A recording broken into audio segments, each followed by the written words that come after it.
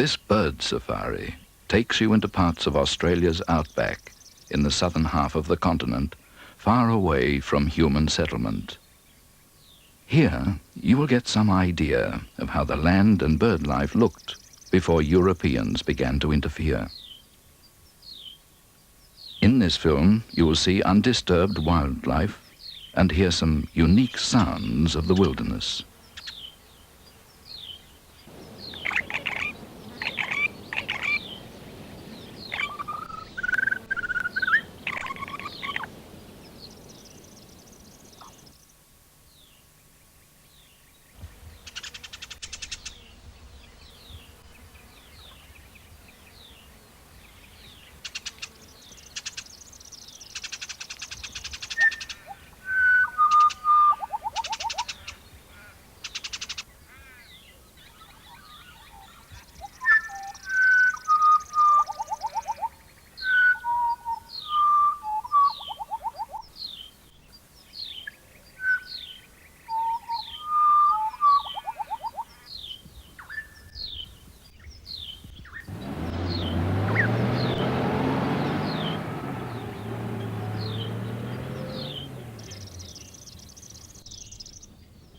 Australia is very rich in natural resources, minerals, plants and animals.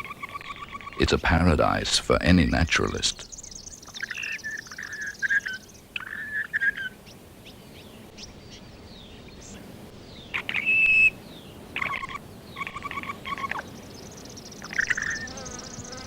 No other continent has such a variety of flowering plants with rich nectar-bearing blossoms. These magnificent plants provide a perfect environment for many birds. Close to half of the world's honey-eaters live in Australia because of them. Life on Earth, as it is today, couldn't exist without flowering plants. And of course, most of them depend on insects and birds for pollination. This film will show how some birds and plants live together in their natural habitat.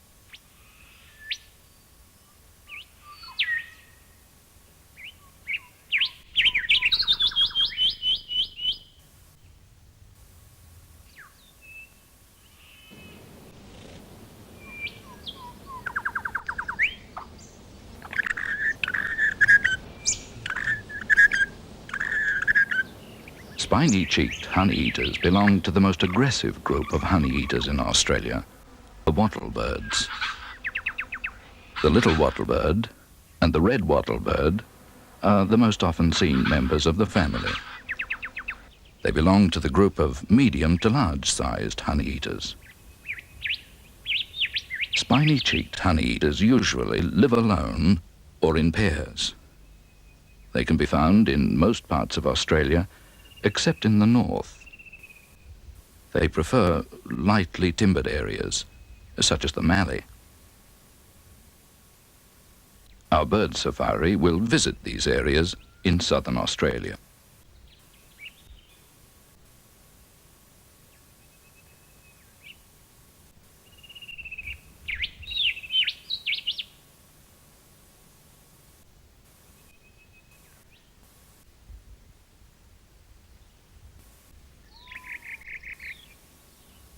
In good seasons, the ground becomes covered with beautiful wildflowers, unless the land is grazed by domestic animals or used for agriculture.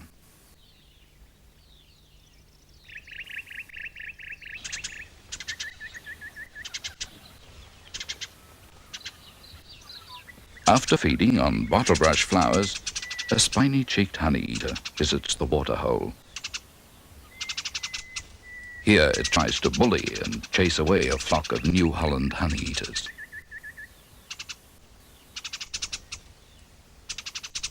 But the much smaller bird turns against the bully.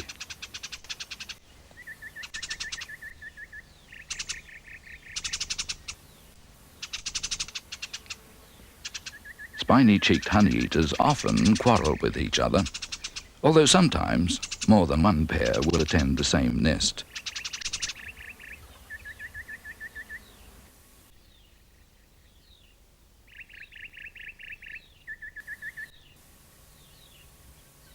When exceptional blossoming occurs on eucalypts, spiny cheeks congregate to feed.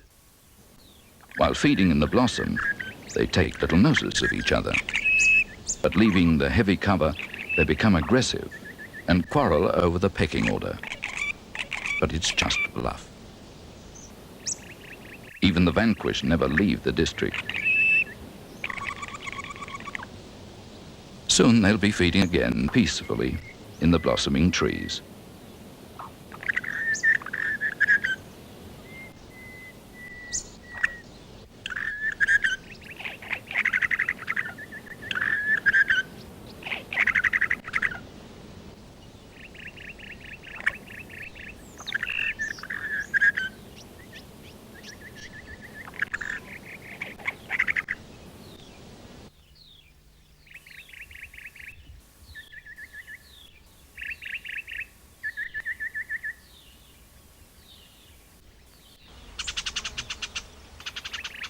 One of the spiny cheeks joins a flock of New Holland honey-eaters at the waterhole.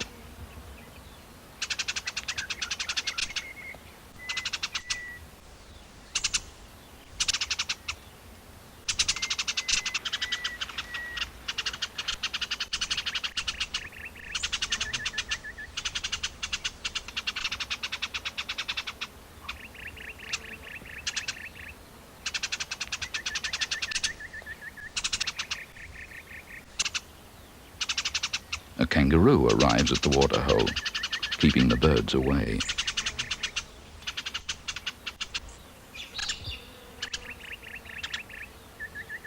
Most of Australia's native animal species have been drastically reduced by white man's agriculture and other activities, except for kangaroos. Their numbers have increased, being kept alive during drought times by man-made waterholes and grazing lands. This mother and Joey are having their daily drink.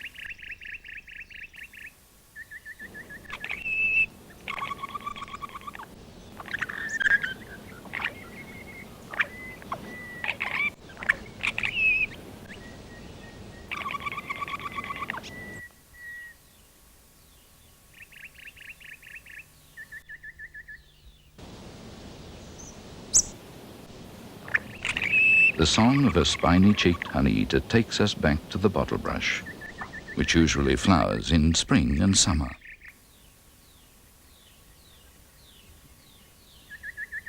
Many native Australian bushes support butterflies and other insects.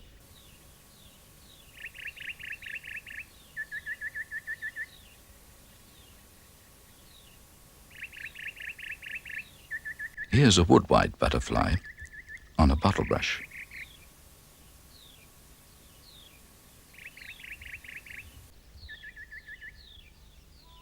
A variety of insects feed on the abundant nectar, like this wasp.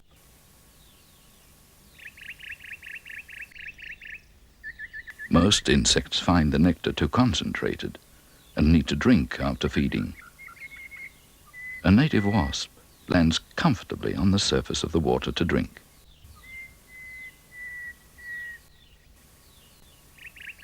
Now it's windsurfing.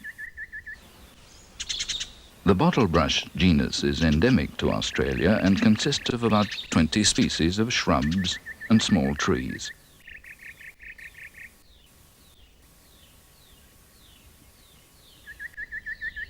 The woody capsules remain on the shrub for years and yield copious minute seeds which germinate readily.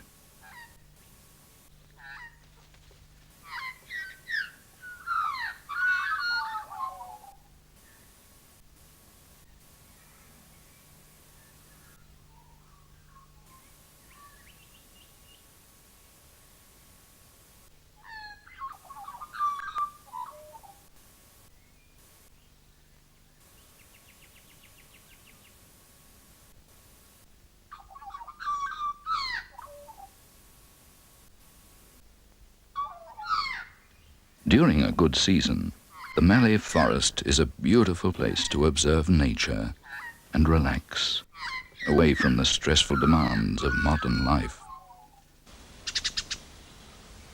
A New Holland honeyeater feeds on the nectar of a bottlebrush. Australia has nearly 70 different honeyeaters, and New Holland honeyeaters are by far the most numerous along the southern edge of Australia's landmass, except in the Nullarbor region. This part of the forest is colonized by pardalotes. Their call is often heard during the breeding season. It's a pleasant call, but difficult to locate.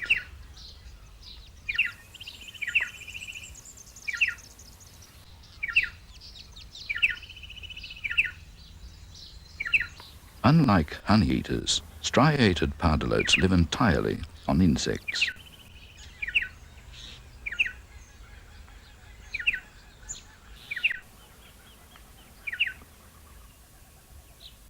This small bird protects its territory by an aggressive display near its selected nesting site. This one even tries to frighten away the imaginary owner of a long deserted nest.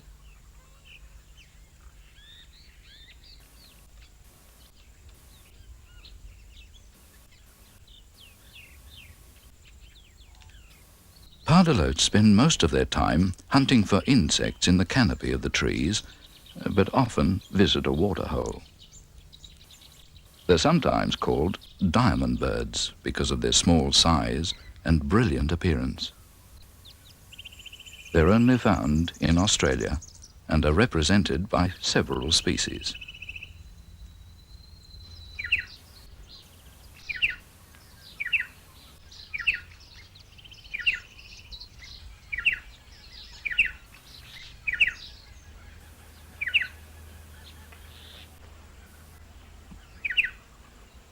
Striated pardalotes always nest in tree hollows.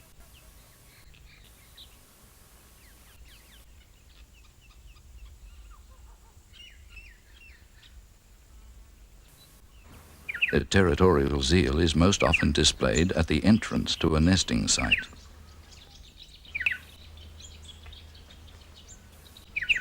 These hollows are the only places where they can successfully breed and rear their young.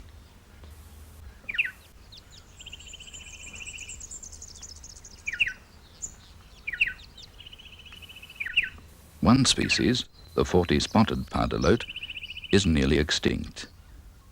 It lives in Tasmania's ancient forests, which is one more reason why we should protect these areas. If all the mature trees are cut down for extra profit or political gain, the birds and mammals which breed in them would not survive. Mankind should try to do everything possible to save the lives of all endangered animals, because, however small, every animal is a link in the chain of life on Earth. The presence or absence of any Australian bird family is quite unpredictable, without their numbers being diminished by the destruction of their habitat. A flock of wood swallows arrive. Very soon they start feeding on insects.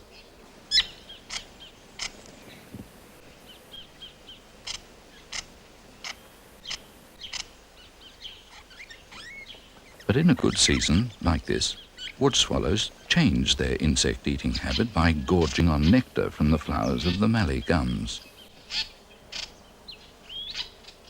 Last year, small bushfires caused a special flower growth on grass trees. Here we find wood swallows eagerly feeding.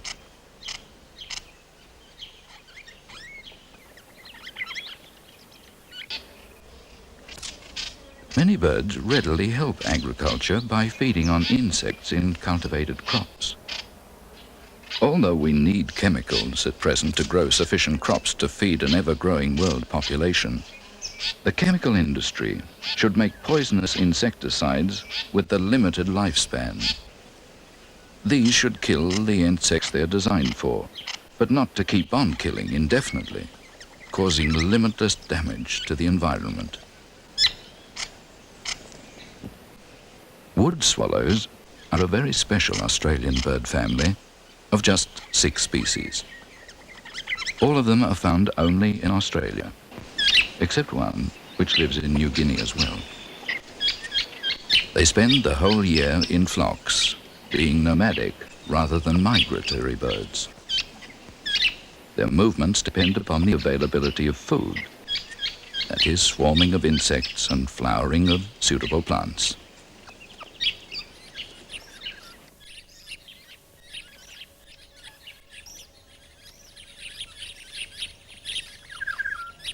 A few emus arrive at the wood swallow's regular waterhole.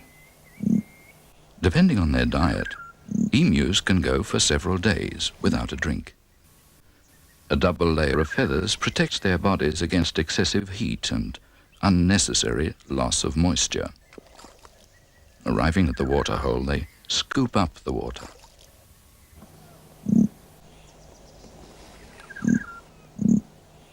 After the emus leave, the wood swallows take over again.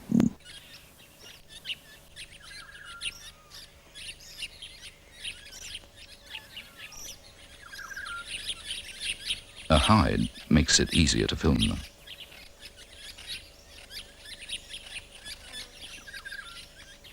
The flocks continuously arrive.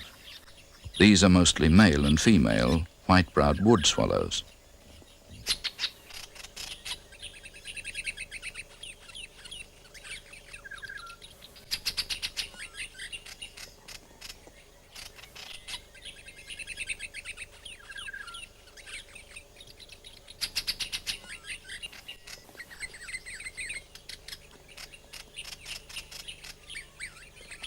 A shingleback lizard caused that disturbance. And no wonder. At close quarters it resembles a prehistoric monster. Shinglebacks are fairly harmless, living mainly on plants and some insects.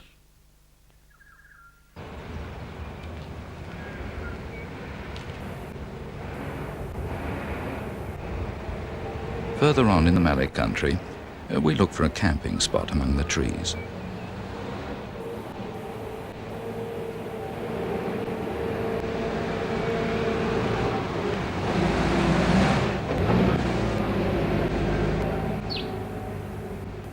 Here, white-browed wood swallows have started a loose nesting colony.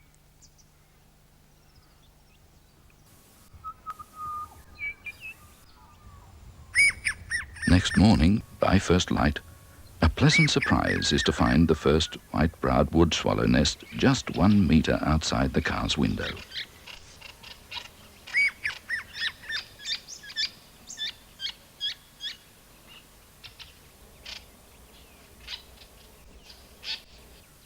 The nest contains 2 eggs as usual.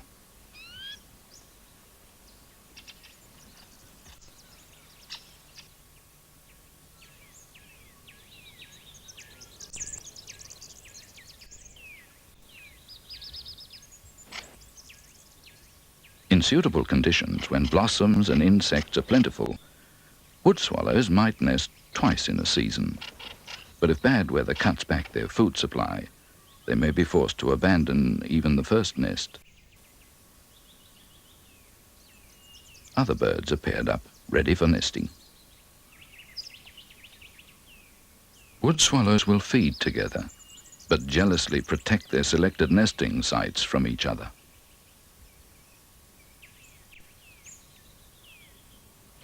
Purple-crowned lorikeets are now feeding on the grass trees. They live on pollen and nectar and have to be constantly on the move the whole year to find a variety of plants in flower on which to feed. One or other member of the lorikeet family can be found in most parts of Australia.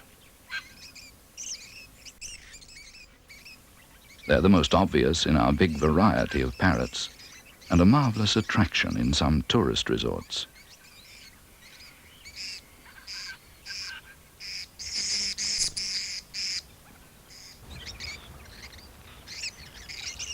Lorikeets are not only found in the wilderness areas of Australia, but are seen in towns and cities, wherever there are blossoming plants on which they feed, like this flowering gum.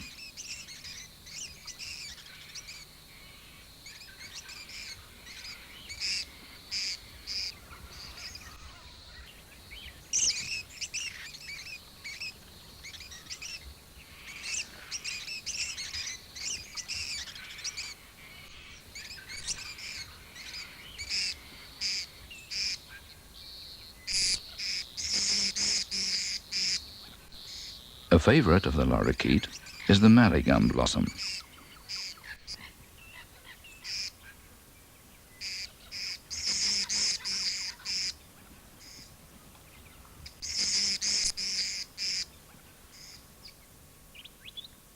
The marigum buds are covered with caps which pop off when the flowers open. These caps cover the ground under every flowering tree and give the nearby ant colonies plenty of food.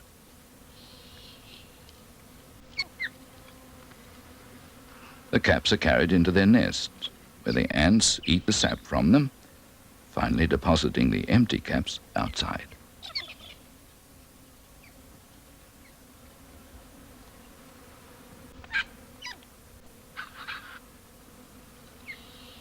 It's amazing to see the size of the piece of wood this ant is carrying relative to its own size.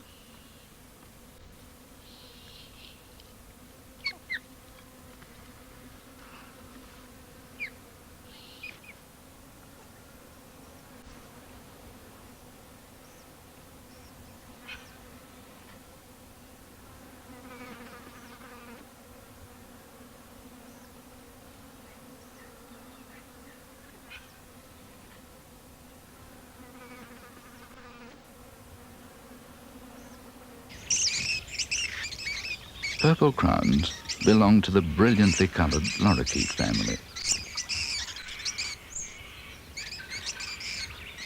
They fly about in small or medium-sized flocks, feeding on blossoming plants, where they compete with other nectar eaters.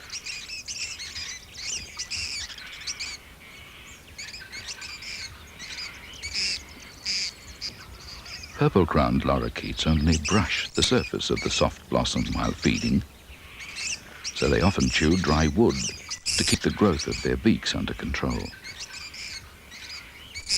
Other parrots mostly feed on nuts and hard food, which helps to control the growth of their beaks.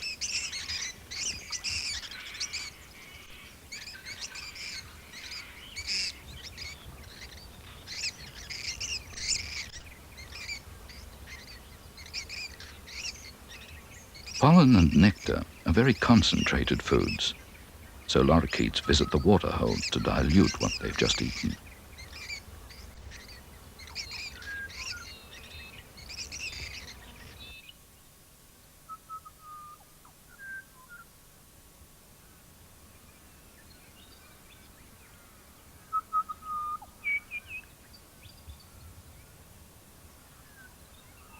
Later in the day, a change in weather swiftly raises the temperature to 40 degrees Celsius, and a hot wind blows from the north. Some insects, like this hovering fly, prefer the higher temperature.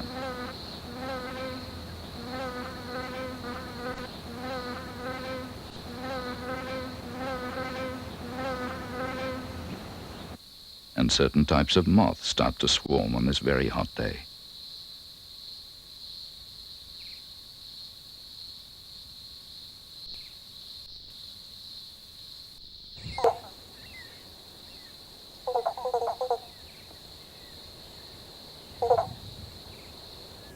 By midday, even the local birds suffer, like this male white-fronted chat. Other birds crowd to the water hole for relief.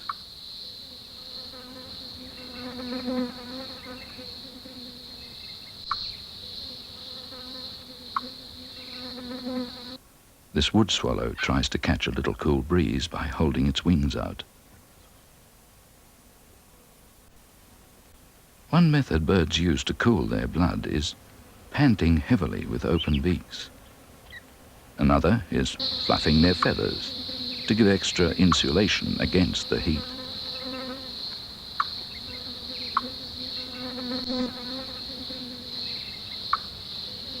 After each trip to collect insects for its young, a rufous songlark soaks the feathers on the underpart of its body.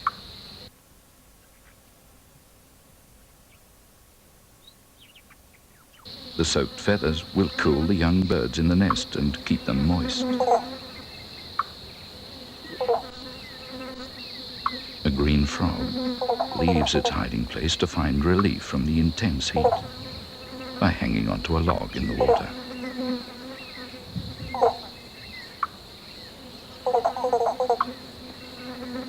And introduced bees, living wild in tree hollows, carry water back to their hives to keep them cool. Bees suck moisture from any damp surface, even the frog's nose.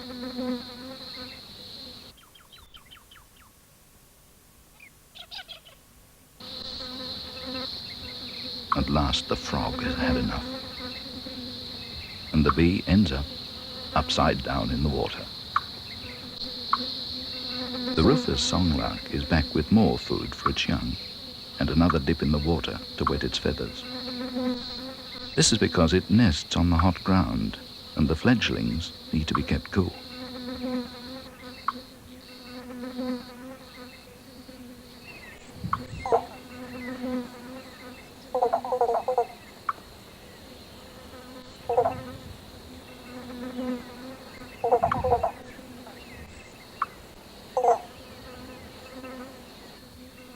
The temperature continues to rise, and even a black-chinned honeyeater comes to the water for relief from the heat.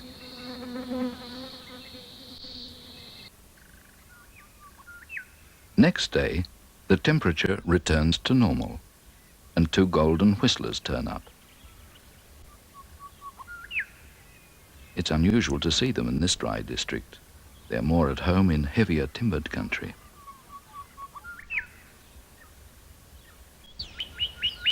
During the breeding season, the male protects his territory with a song, repeated almost continuously.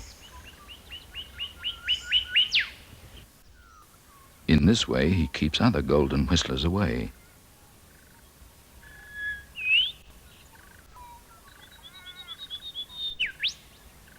Unlike many songbirds, the male golden whistler takes his turn at incubation.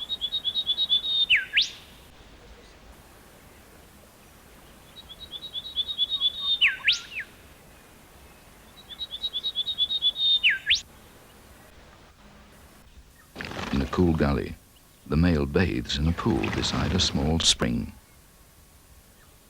No other bird of the district bathes so often. He must be proud of his brilliant appearance.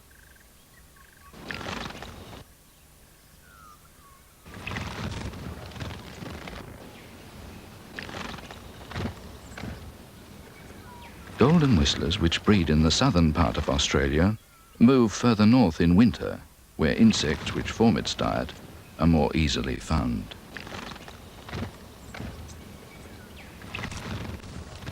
The wet soil next to the little pool is an ideal place for a female common brown butterfly to soak up the moisture it needs.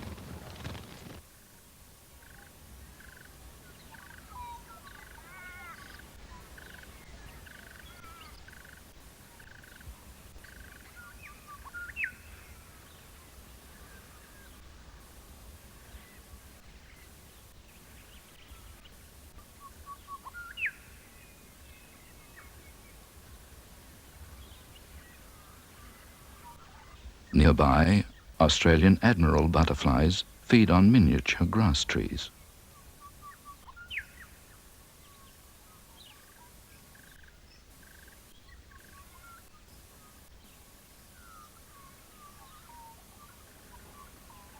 Golden whistlers spend most of the day in the shade amongst the foliage of the trees. However, whenever they have a chance, they love to sunbake.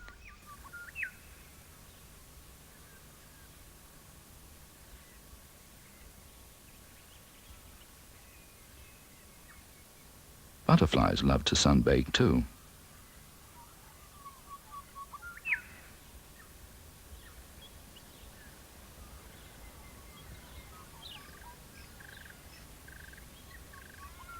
What a wonderful sight it is to see a golden whistler so perfectly relaxed, pleased, and happy with its surroundings, radiating trust, as long as man does not destroy its habitat.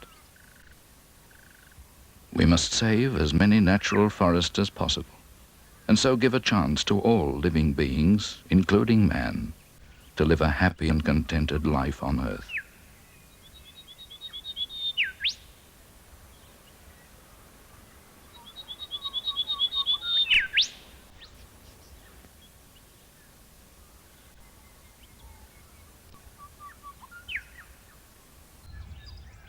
Now we're back in the Mallee country, and in this undisturbed bush we find white-eared honey-eaters.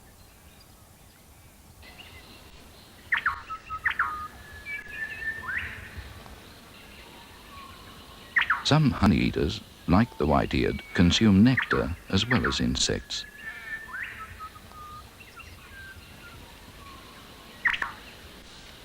On this windy day in spring, these honey-eaters can only balance by holding a bundle of slender grass tree leaves to avoid being blown away from the flowers.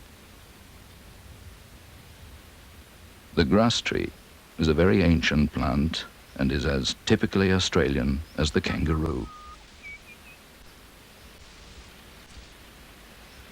Flowering is very unpredictable, but many plants which survived an earlier bushfire will simultaneously flower on recently burnt land. When in flower, grass trees not only feed honey-eaters, but a surprisingly large variety of birds previously not suspected of feeding on nectar, and a large variety of insects as well.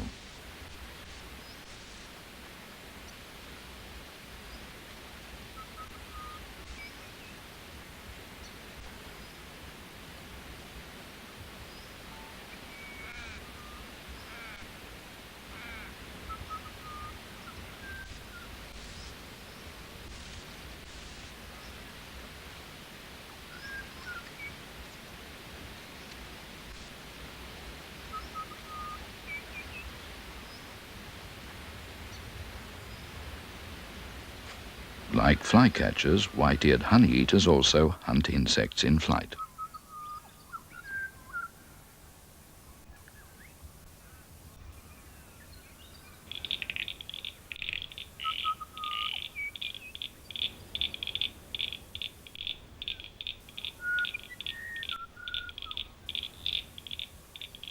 They're never found in flocks, always living alone or in pairs.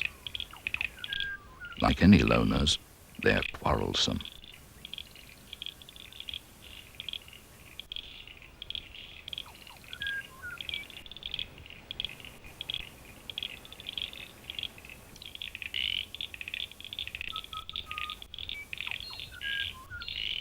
While New Holland honey-eaters never drink alone, only in groups, the white-eared honey-eater is exactly the opposite.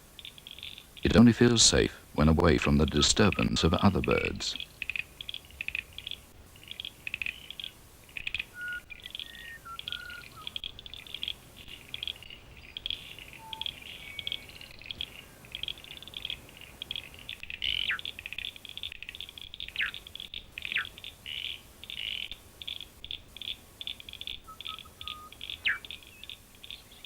The male variegated wren moves from the waterhole to its selected territory.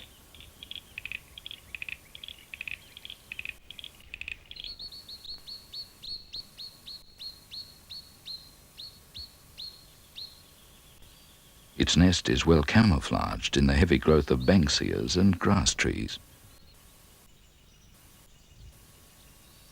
Both adult birds attend the fledglings in the nest. From early morning, both parents feed the young. The female repeatedly enters the nest to keep them warm, whereas the male never enters it.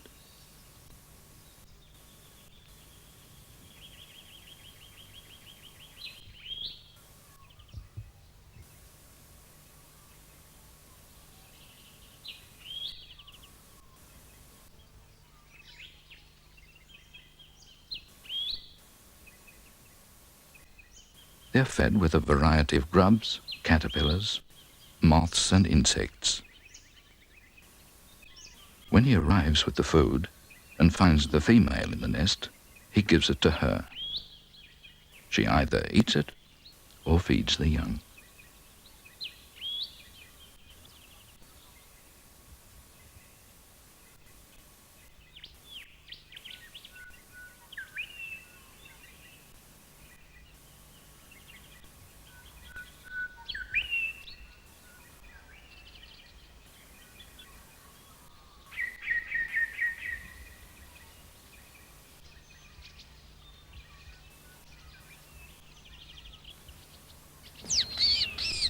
But when the afternoon sun shines into the opening of the nest, which always faces west, it keeps the clutch warm, so the female takes a break, and feeding is left to the male.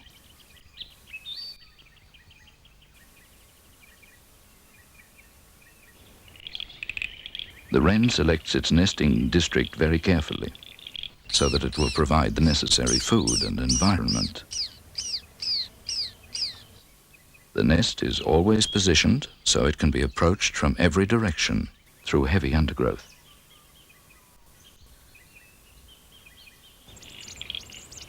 Some time later, the fully grown young variegated wrens venture to the water.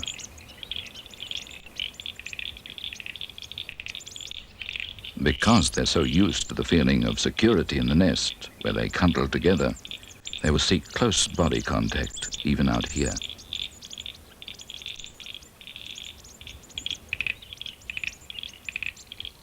The white-fronted honeyeater is a vagrant bird.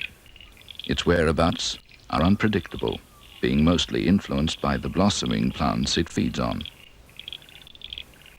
Here, it quarrels with another bird at the waterhole.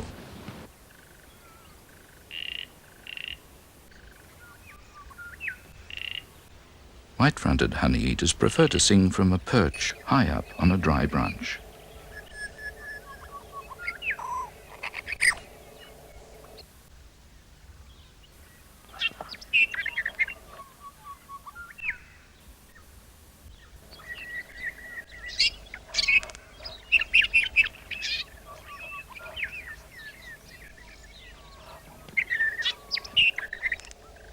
After singing on its perch, the white-fronted honeyeater joins its mate. Having nested earlier, its fully grown young are totally independent.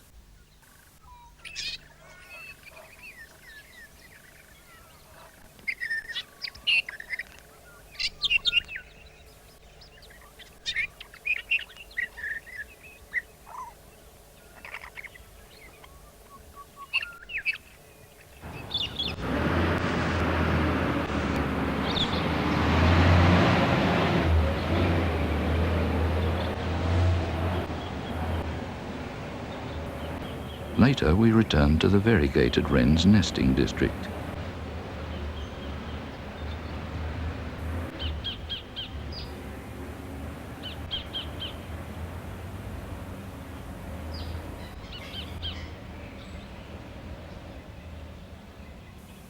Here, the little male bird in full display, like a bird of paradise, courts the female for a second breeding season.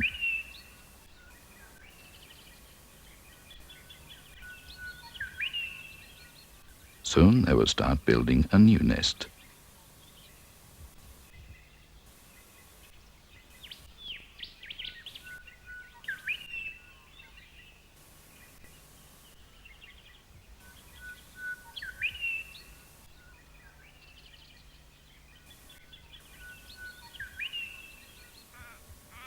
Looking for other birds, a smoke column pinpoints a fire caused by lightning from an electrical storm the day before.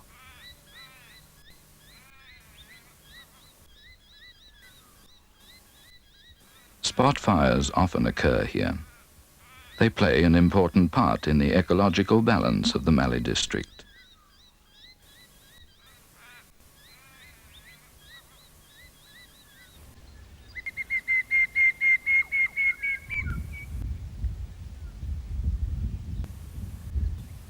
These fires only generate enough heat to partly burn the undergrowth and kill new shoots and leaves on the trees.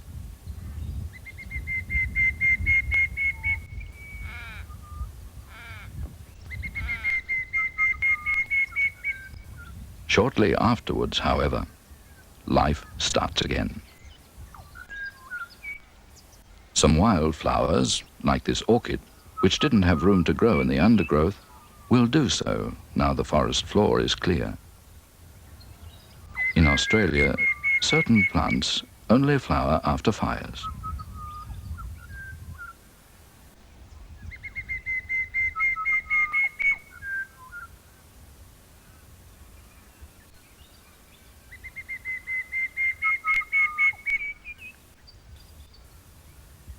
The drooping foliage of a singed grass tree draws circles on the bare sand.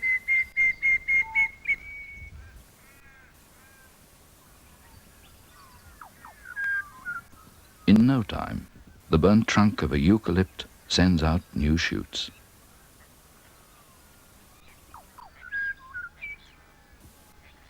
Certain banksias only release seeds after a fire.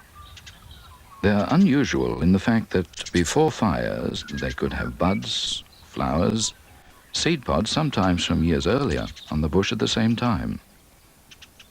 Banksias are one of Australia's most remarkable plants. The seed pods are well covered and protected by a very tough, hairy growth. When a fire burns off the protecting shield, the seed pods pop open, releasing the seeds.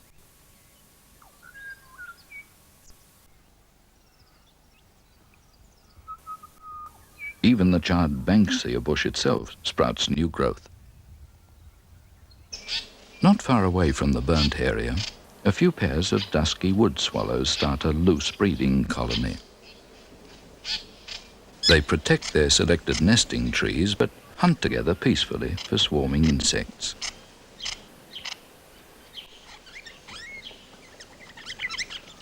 In a good season, they find plenty of insects, which leaves them time to preen themselves.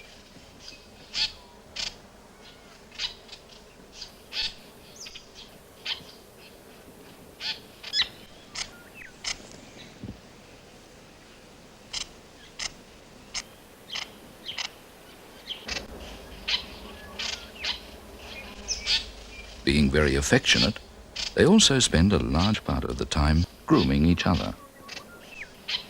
It's interesting to observe that they only groom parts that the other bird cannot reach with its own beak.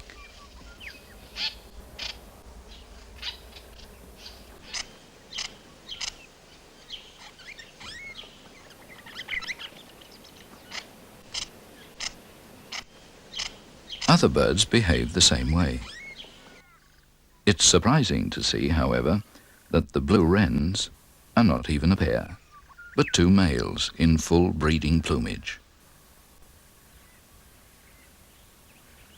Even much larger birds, like galahs, groom each other in the same way.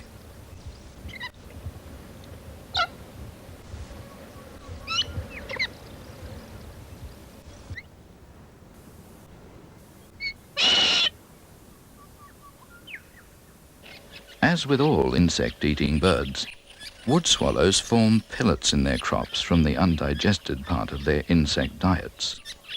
When the pellet is fully formed, the bird cannot eat again until it spits it out, as this wood swallow is about to do.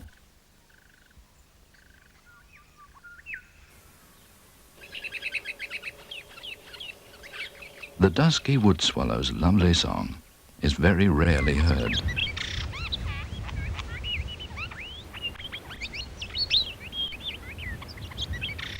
It's a great experience for anyone, no matter how much time they've spent in the bush.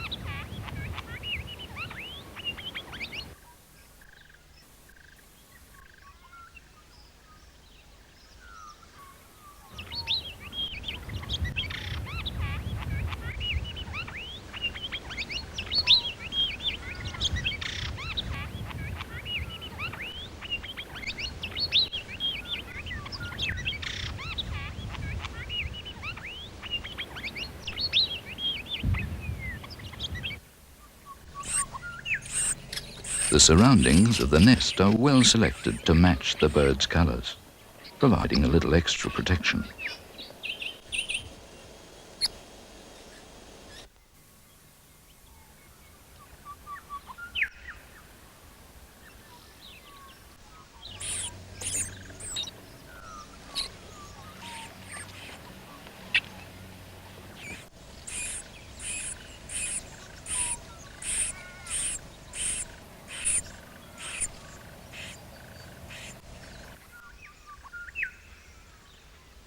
The half-grown fledglings are fed and kept warm at different times by both parents. One of Australia's large honey-eaters is the blue-faced honey-eater.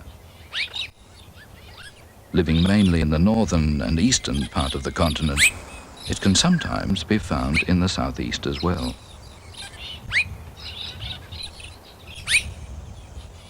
It's an aggressive, noisy bird, found mostly in pairs or small family groups.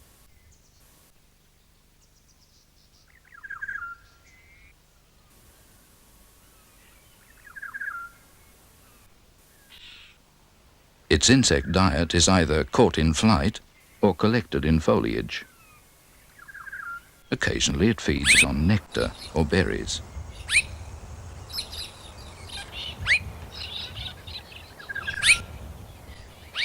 The blue-faced honeyeater often builds a nest inside the large, untidy, deserted nests of other birds. This time, it's a babbler's nest.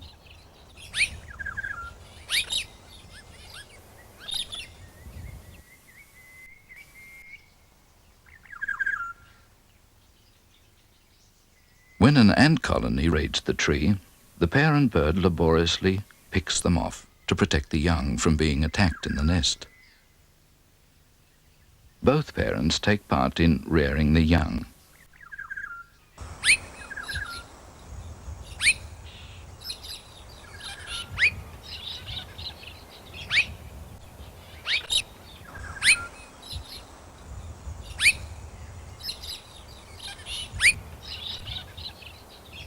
The adult's blue face doesn't develop in the young until the second year. Southern scrub robins live in mallee districts where the ground is heavily covered with undergrowth.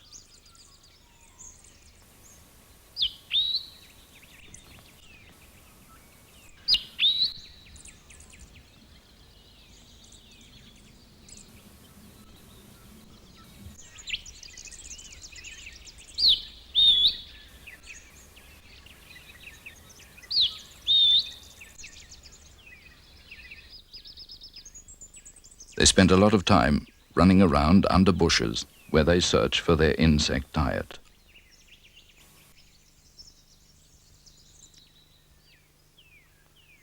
Even their nest, which is a cup-shaped depression, is on the ground. Scrub robins are listed in the family of thrushes. Bird families of the world are represented by many Australian species, but surprisingly, Australia has only 3 varieties of native thrush, of the 300 worldwide. Some experts have questioned whether Australia's 2 scrub robins are actually thrushes in every description. It's rare to see a scrub robin off the ground. This one is protecting its territory with its unusual call.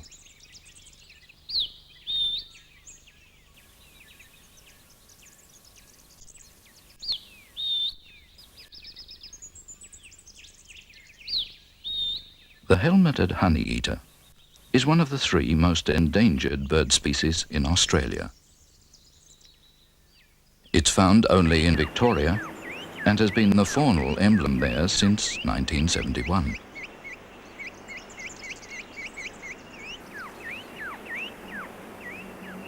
Victoria's floral emblem is a native heath which grows wild in the southern part of Australia. The Victorian government had the foresight to make a reserve to save the helmeted honeyeater from extinction.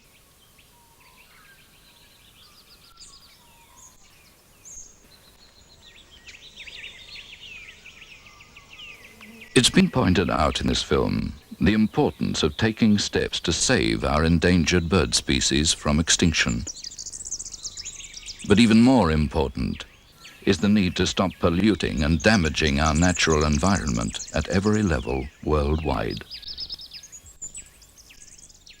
Some steps have already been taken, but it is essential to do much, much more.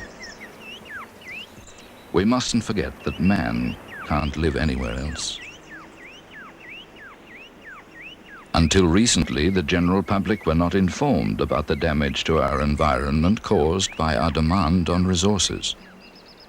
Luckily, however, people are now beginning to listen to the warnings. Mankind should do everything possible to make sure it doesn't destroy the balance of nature in a rapidly growing demand for resources.